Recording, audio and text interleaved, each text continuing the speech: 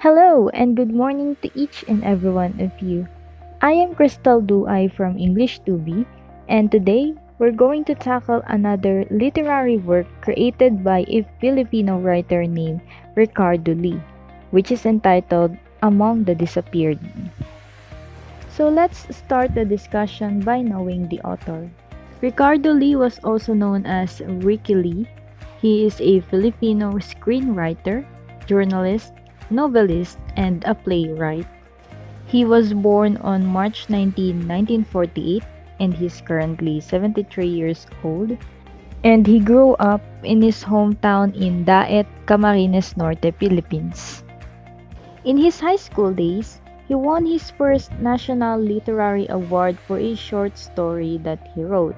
This inspired him to write novels and short stories. After high school, he studied Bachelor of Arts at University of the Philippines, then later taught screenwriting at its College of Communication. During these times, he became an activist fighting against martial law. He wrote more than 180 film screenplays since 1973 and earned more than 70 trophies. His works became popular, which makes him considered as one of the greatest screenwriters of the Philippine cinema. Now let's talk about the story. So who are the characters? Junjun, short for Jonathan Lumibao, is the protagonist in the story. He is the son of the underground activists named Amy and Manny. He was described as the son of martial law. Amy and Manny, or short for Emmanuel Lumibao, known as Junjun's parents, they were defined as the hero and the soldier in the story.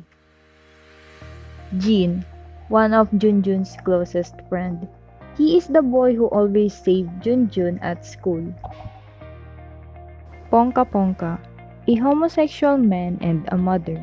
He was the first impersonator that Junjun met. Kes, Pongka Pongka's 9 years old adopted child. Mitch Valdez, she was an actress who's also good in impersonating others. And lastly, Dante, a friend of Junjun's mother. Now let's move on to the other elements. Among the Disappeared was set in the times of martial law, and the protagonists have been in different places in the story, such as Junjun, Pongka Pongka, Junjun's grandmother, and Dante's house.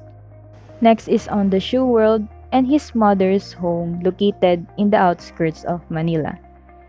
The conflict is man versus society, in which the characters shows how they struggle fighting as an activist against martial law. And the point of view is third person limited, in which the author focuses on the perspective of the protagonist. Now let's dive into the summary of the story. Year 1972, the military ruled the entire Philippines. The governance of martial law is a dark flash in our history. Many lives were lost. Houses were raided, people were arrested, and newspapers and radios were shut down. Many went underground. There were those who used different names and identities so as not to be caught by the military. In the declaration of martial law, people were restricted from having civil liberties such as free speech, free movement, and even from unreasonable searches. Because of this, Filipinos rebel against the government. They become an activist where they participated in rallies. They were called as UG or underground. And that time, Junjun was born, the son of martial law. The author represents him as the son of the gossips in the neighborhood and the usual content in people's secret letter. Junjun grew up with his step-parents. He always had fear in the eyes. When he was young, he always experienced pain and suffering from them. He used to be a skinny child who tended to wear turtlenecks in order to hide his bruises on the neck. Junjun had the talent in singing, but because of his mother's insistence, he was even more discouraged. Now his pinch voice is coming out of his mouth. He also had the experience in talking to closet all day, until the time comes that the closet spoke for him instead. April 4, 1987, the day of his disappearance happened. He looked at the mirror and he was gone. He is 17 years old. He left the house and never returned. The poor young kid cried, covering the cold body with a newspaper. He looked like the wind who goes around but invisible. In this part, Junjun can finally go out and enjoy his freedom. He is now free from his stepmother's cruelty. However, he is not visible to the eyes of the people. In his disappearance, he first went to Jin, the boy who used to save him at school, but now he's not visible to him. He tried to talk with Jin in his room but he doesn't respond. Junjun felt so sad as he left his room. He felt so lonely as he walked on the street, questioning himself of why is he not visible to others. Junjun went everywhere and squeezed himself. He first met Ponka Ponka, a homosexual man and one of the good and first impersonator that he met. Junjun seen Ponka Ponka as a mixture of different popular figures like Farrah Fawcett, Smiley Bassey, and Diana Ross. It was confusing, but he thinks that Ponka Ponka won it that way. Sometimes he's crying after making people laugh. He was commonly insulted by the people, being mocked and treated like a fool. Junjun approached him. He would have reached him with a tissue paper, but he only touched air. So he just listened to Ponka Ponka's sad life story. He complained of how people see him as nothing and how his father beat him on the wall because of his gender. He promised to himself that someday he would be famous and rich. Junjun followed him going home. Here, he found out his adopted child named Kes, 9 years old. Like Junjun, Kes always received beating from Ponka Ponka whenever he's angry. But despite of this, Kes deeply loves him like his own mother. Junjun left again, leaving the mother and daughter behind. Here he met Mitch Valdez, also a great impersonator and an actress. She was once a famous star but no longer popular. Junjun admired Mitch because her voice have wounds. She's humorous but she might be tearful when being poked. For Junjun, audiences are just a sea of wide-opened mouths where different kind of laughters are coming out. Junjun realizes that all of them were just the same. Him, Ponka Ponka, Kes, and Mitch. They are all lost souls. Their eyes can't sleep and their feet are restless. If they're not hiding, they are probably lost. The moment came when Junjun finally decided to find himself. He wanted to know where he came from and whose his real parents are.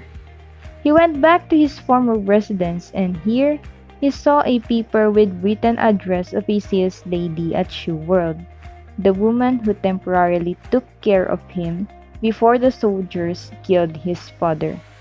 After looking for the lady, he found out that his parents are revolutionists. He began roaming around the strikes and rallies. His ears were filled with imperialism and colonialism, criticism and revolt. He inhaled the smell of disagreement and let out a cry of rebellion. Here he found out an old woman holding a placard with a picture of his face and his father. There are words written in the placard saying, Jonathan at Emmanuel lumibaw, pinaslang at dinukot ng pasistang sundalo, bigyan sila ng katarungan. He concluded that the old woman might be related to him and can help him to find out more about his parents. He followed the old woman going home, which he believes is his grandmother. He introduced himself to her even though he could not be seen. Her grandmother was shocked, followed by tears. He finally found his grandson. She revealed the true personality of Junjun's parents, Manny and Amy, a hero and a soldier. Junjun's memories came back and he remembered how him and his father get separated. He was 3 years old back then. While walking with his father on the show world, 3 soldiers approached them. They pointed their guns in his father and shot him until he died. On the other hand, his mother was intelligent and very skilled in disguising. She once pretended as a teacher when she's nearly get caught by the soldiers. In this way, her mother created a new life, for a UG or an underground should have different personalities, like an impersonator. To find his mother, her grandmother took him to Dante, her mother's friend in the movement. Dante is also one of the skilled members of the underground. They asked him how he could see his mother.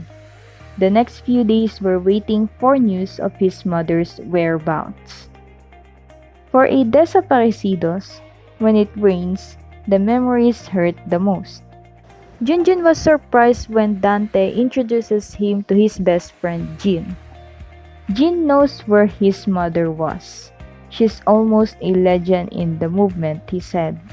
He went to her mother's old house in outskirts of Manila. Finally, he found Amy. He looked at his mother and kissed her in the forehead. Even though he was invisible to her, he solemnly guarded her throughout the night. He doesn't introduce himself right away to her. That time, an unexpected situation happened. The soldiers attacked. The bullets flew and looking for an exit. Junjun wanted to take Amy and run away, but a soldier caught up with them. Amy was about to be shot, but Junjun blocked the bullet. The blood flows. His body finally came back. When he woke up, he saw Jin, Dante, Mitch, Ponka Ponka, and Guess again.